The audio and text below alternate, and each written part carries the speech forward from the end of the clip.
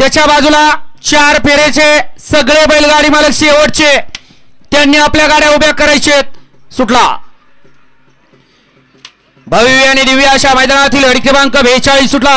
एक सुट्टीलाच बाहेर गेला, त्याच्या शेजारचा सुद्धा बाद झाला आणि इकडं तिसरा सुद्धा बाद झाला आणि 5 जणांच्यात लढत चालू आहे. अतिशय सुंदर अशा गाड्या पळत आहेत. अतिशय सुंदर आणि निर्विवाद वर्चस्व. हरण्याची गाडी